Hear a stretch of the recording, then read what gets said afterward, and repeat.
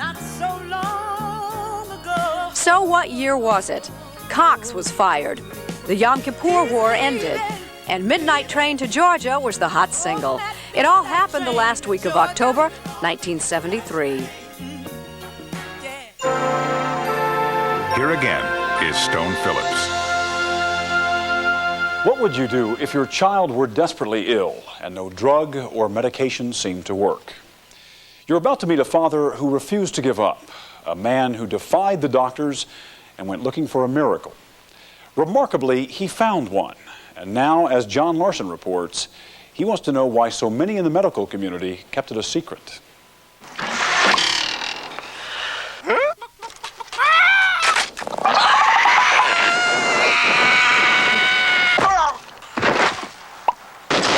Action! Jim Abrams has made some of the most successful film comedies of the past decade. Right away back. His hit movies include Airplane,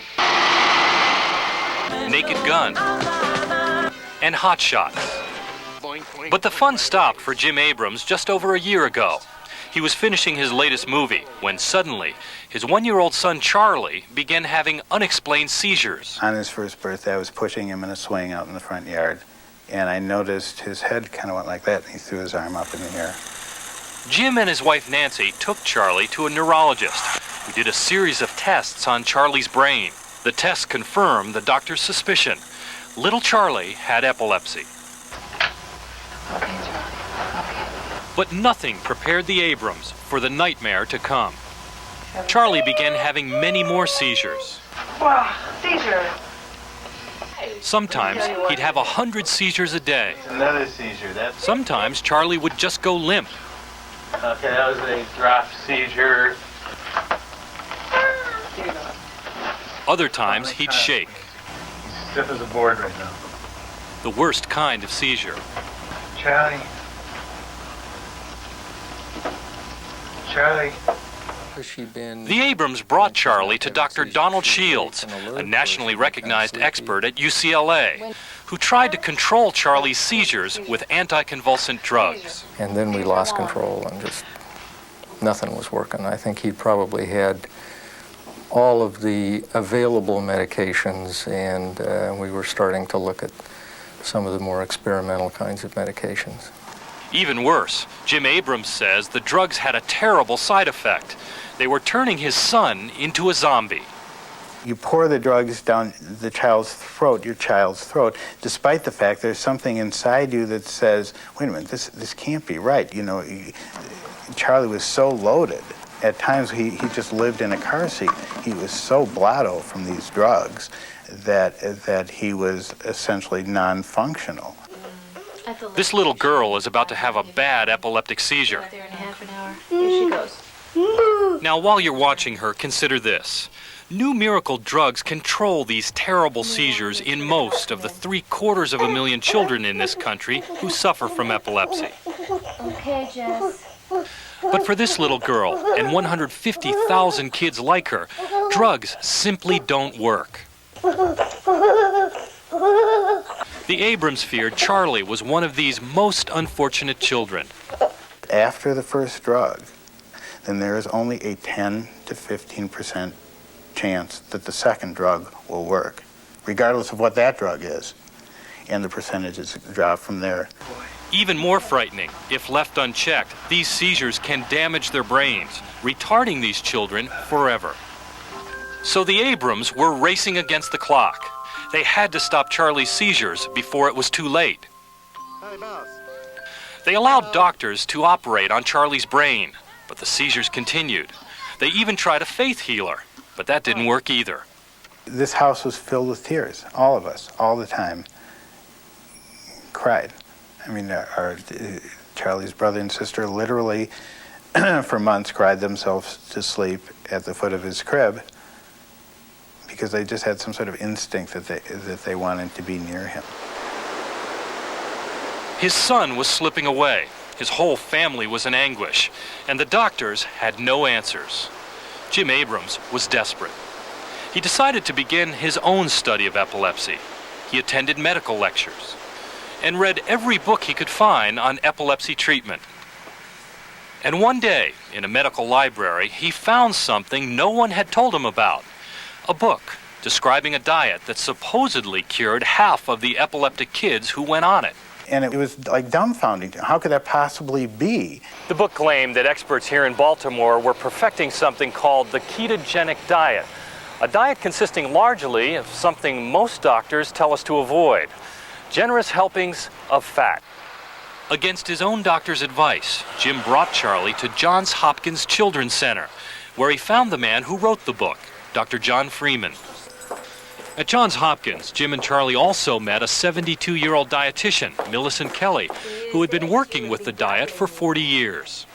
So this is the one to use, even though this has a much better flavor. Now retired and a part-time consultant, Millie had designed meals that give kids just enough protein to grow on, combined with lots of fat, bacon, butter, and heavy whipping cream. Their families have to measure every bite of every meal precisely, or Millie says the diet won't work. Whatever happens there to cause that seizure just doesn't happen anymore. Okay. And they become seizure-free, and that's a remarkable thing. Yet despite its high success rate, we found several parents who, like the Abrams, say their doctors also tried to talk them out of trying the diet. We've been actively discouraged by different doctors not to try it. We have talked to many, many neurologists over the years, and they still feel that it's too much trouble. Too much trouble. Ridiculous, says Nancy Abrams, Charlie's mom. You know how hard it is to sit here and watch him disconnect from the rest of the family and the world and fade out? I mean, that's a lot harder to sit and watch a kid seize than it is to do this diet. 60 years ago, the diet was much more widely used after first being developed here at Johns Hopkins in the 1920s. But then, in the 40s and 50s, several new wonder drugs came on the market.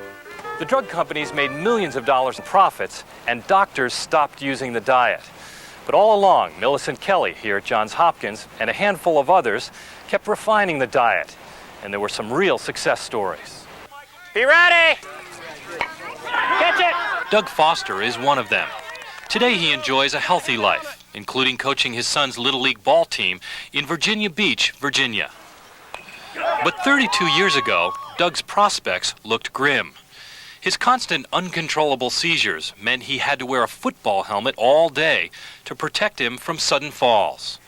But in 1962, Doug's parents put him on the ketogenic diet, and after 2 years, he was fine, seizure-free. And Doug had no negative side effects from eating all that fat. I suppose if I hadn't found the diet, I would be in an institution. I would be wearing a football helmet, maybe strapped to a wheelchair so I couldn't fall out of the wheelchair and hurt myself. I don't know. I certainly wouldn't be married with 3 beautiful children, with a regular full-time job and a college degree and the whole shooting match. Bobby. Finally, it was Charlie's turn to try Millie's diet. He was taken off all medications and fed mostly fats. His father says it was a miracle. His seizures started to diminish immediately. I mean, it was pretty dramatic. You could hold him and you could kind of feel him be less intense. And within a couple days, he stopped having seizures completely. Sometimes there is truth in the old ways, even if we don't understand them. Dr. John Freeman supervises the ketogenic diet at Johns Hopkins. Do you fully understand how it works? We have no clue how it works. And that's part of the reason it hasn't been accepted in lots of places. Oh, look what she's But consider the results. Most kids who try the diet at Hopkins can go back to normal food after 2 years, never need drugs again, and remain seizure-free. If I see results like I've been seeing, there's so many encouraging words talking to other parents that have been on the diet, and it works. I'm coming to get you. Jim and Charlie returned to Los Angeles, where Charlie thrived. I'm coming. Here I come. Here I come. I'm coming.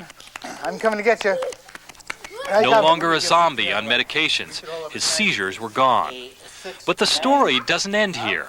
All of a sudden your eyes open up in the middle of the night and you say, wait a minute. You know, this didn't have to happen. 90% of these seizures didn't have to occur. Waking up around the clock and pouring drugs down his throat didn't have to occur. Jim was angry and puzzled that none of the 6 doctors he went to for help ever mentioned the diet. What has stopped Charlie's seizures has been in existence for 70 years. It's been sitting there.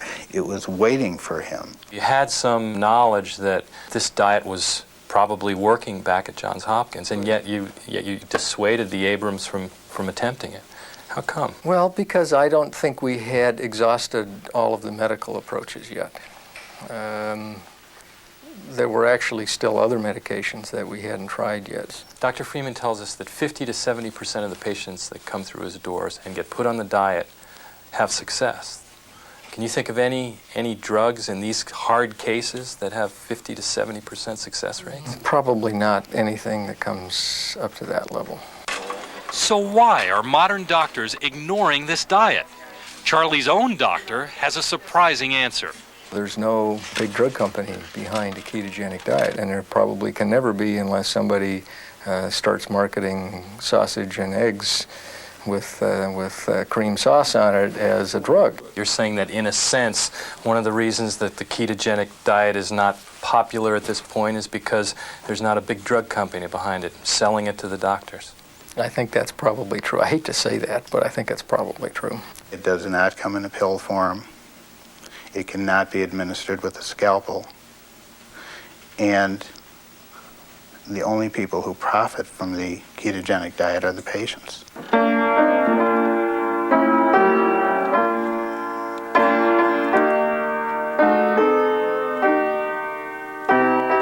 And incredibly, the diet could have been lost forever if Millie Kelly had not stuck with it for 4 decades, devoting even her retirement years to keeping a simple miracle cure alive. If Millie hadn't been around all these years, I think the diet would have been lost.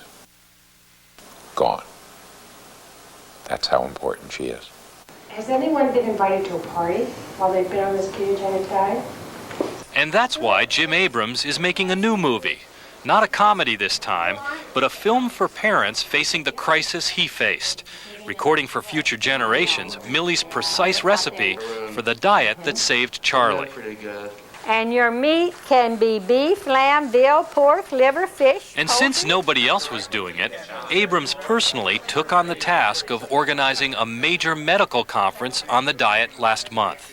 Doctors came from all over the country, even Dr. Donald Shields of UCLA, who last year had tried to talk Jim out of pursuing the diet, but now he's reconsidered. If this is going to help a kid to have a chance for a more normal life, then I want to be able to use it. 2.5-year-old Charlie is doing well, but he's still not walking by himself like other kids his age. But you're so cute. But Jim Abrams still wonders if the months of pummeling from the seizures and the drugs did any permanent damage to Charlie's brain. And that thought keeps him angry. How it could possibly be that that diet and its success rate at Johns Hopkins has remained a secret is absolutely incredible to me. And what really makes it tragic is the amount of kids who have suffered because of that. No. Since we shot this story, Charlie is now walking across the room by himself and talking in complete sentences. In the meantime, his father has set up a foundation to help spread the word about the ketogenic diet.